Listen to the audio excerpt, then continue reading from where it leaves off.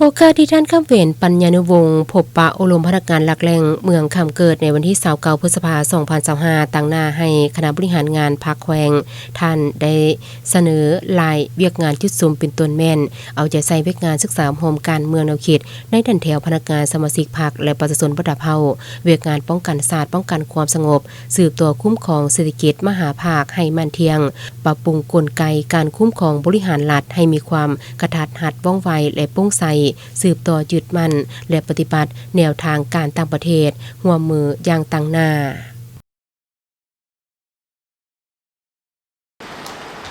จึงได้สืบต่อ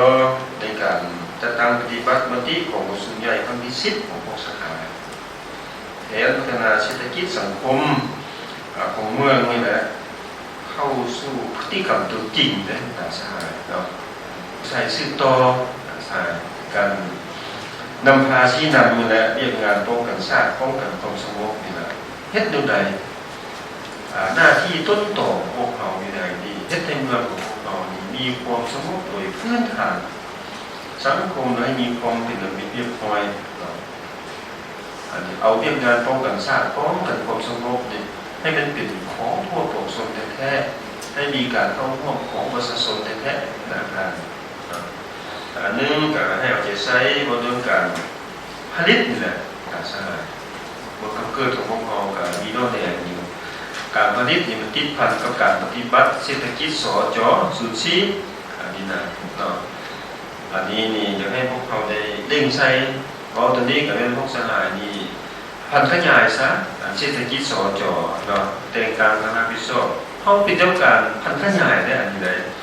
บางทีเป็นท่าแขวงบางเป็นท่าสุดกลางเลยอันนี้เลยมีเงื่อนไขท่าแหงนั่นเลยเนี่ยนำใช้เงื่อนไขท่าแหงมีเข้ามาใช้อาจจะตั้งบัตรขยายมาที่ศูนย์สี่เศรษฐกิจเอกราชเป็นเจ้าตัวเองปัญหาต่อมานี้เห็นว่าเรื่องเรียกงานการเงินนี้ก็เป็นเรียกงานหนึ่งที่สำคัญหลายสถานที่เอาใจใส่แท้ว่าเรื่องปัญหาเรื่องรายรับรายจ่ายนี่แหละอันนี้ปัจจุบันนี้ก็รัฐบาลก็เป็นเฮ็ดได้ให้รายรับภายในคุ้มรายจ่ายภายในนี่แหละรายรับที่เพิ่มขึ้นปัจจุบันรายจ่ายมันลดลง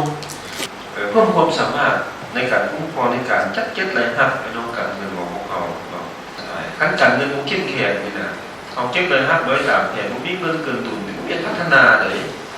เมื่อคำเกิดของพวกเราปีนี้เลยตื้อแผ่นกันเลย3ตื้อปลายต้องสู่ศูนย์จัดเก็บเลยครับให้มันเกินแผ่นสั้นๆในการค้นคว้าการสร้างตั้งกระแสนะ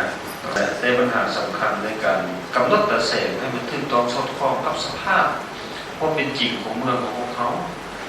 ให้มันสามารถเรื่องการสร้างตั้งกระแสเรื่องการบริหารเรื่องการปกครองเรื่องการพัฒนาตัวนี้เป็นปัญหาที่สำคัญให้พวกเราได้เข้มงวดนะเรื่องการจัดตั้งปฏิบัติการสร้างวิธีสู่พวกนี้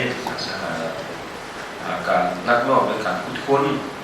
ให้คำตกทอดนี่นะอันใดที่มีการ